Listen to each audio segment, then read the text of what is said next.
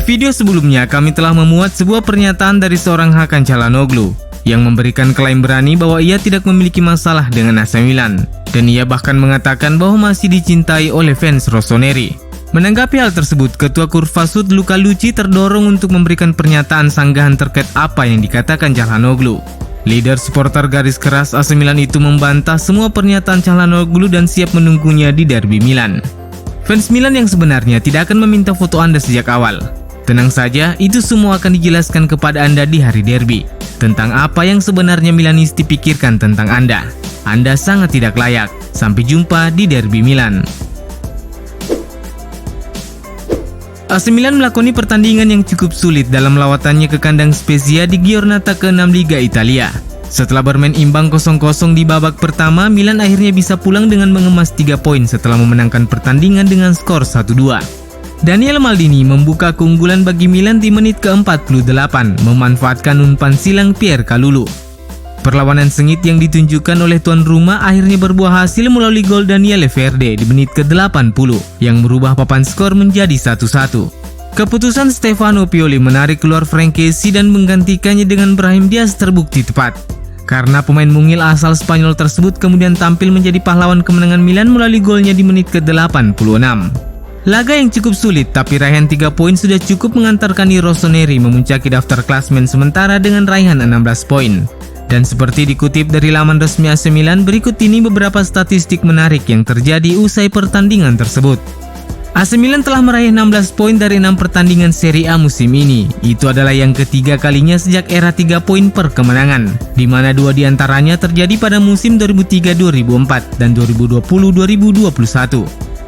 Daniel Maldini sukses mencetak gol pertamanya di Serie A, tepat 13 tahun 179 hari sejak gol terakhir ayahnya Paolo Maldini pada Maret 2008 ke gawang Atalanta, dan 60 tahun 22 hari setelah kakeknya Cesare Maldini mencetak gol terakhirnya untuk Milan pada September 1961 ke gawang Catania. Brahim Diaz mencetak gol di laga ini hanya 4 menit 19 detik setelah ia masuk ke lapangan.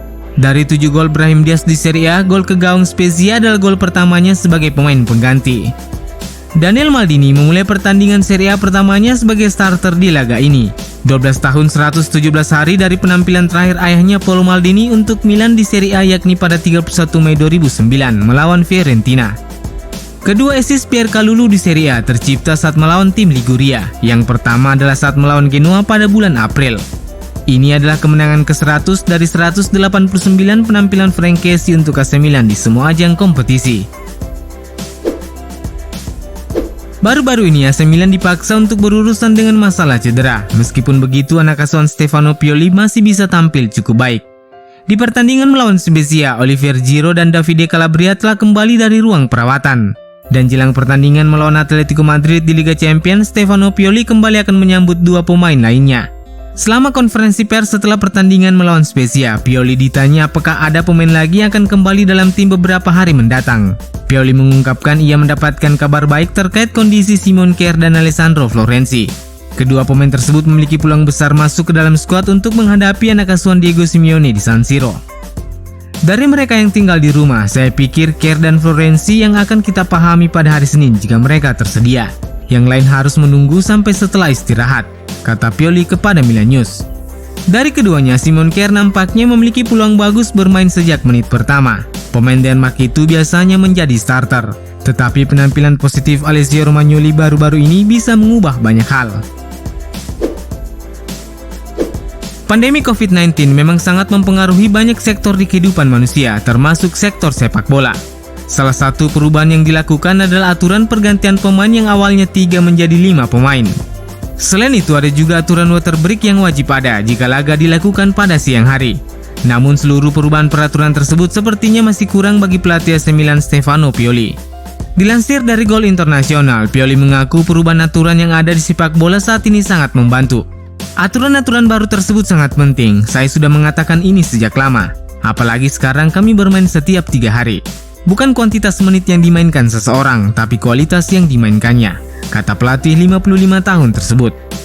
Namun Stefano Pioli mengusulkan beberapa aturan baru untuk diterapkan dalam permainan sepak bola.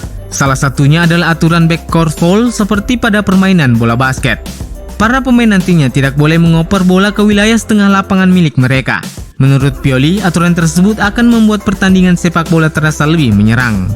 Jika saya memiliki aturan sendiri, waktu akan berhenti ketika bola keluar dari permainan dan saya akan memasukkan time out di babak pertama. Jika kita ingin melihat lebih banyak sepak bola menyerang dalam permainan modern, bawalah aturan di mana Anda tidak bisa kembali ke area sendiri setelah Anda melewati garis tengah, kata Pioli kepada Gol Internasional. AC Milan dikabarkan telah menemani PSG dalam perburuan playmaker Anderlecht Jari Veskeren yang bersinar di Liga Belgia musim ini. Menurut pemberitaan terkini dari Calcio Mercato, Rossoneri telah menunjukkan ketertarikan untuk merekrut Veskeren yang dianggap sebagai prospek paling menjanjikan di Belgia dan bintang terbaru yang muncul dari Akademi Anderlecht. Pemain kelahiran 2001 tersebut merupakan bintang nomor 10 klasik yang juga bisa bermain sebagai winger jika diperlukan. Tim pencari bakat Milan telah memantaunya cukup lama dengan mempelajari kekuatan dan kelemahan yang dimilikinya. Musim ini ia bahkan telah mencetak 2 gol dalam 6 pertandingan, namun ia memiliki kontrak hingga tahun 2024 dan nilai jualnya ditaksir berada di kisaran 10 juta euro atau setara 160 miliar rupiah. Ia dianggap sebagai alternatif untuk target Rossoneri yang lain, yakni bintang klub Bruges yang baru berusia 20 tahun Charles de Ketelaere. Jika Milan serius ingin mendatangkan Veskeren, maka mereka harus bersiap bersaing dengan PSG. Dan sejauh ini belum ada informasi apakah Milan akan mulai mengambil langkah pada bursa transfer Januari ini atau akan menunggu hingga Mercato musim panas mendatang.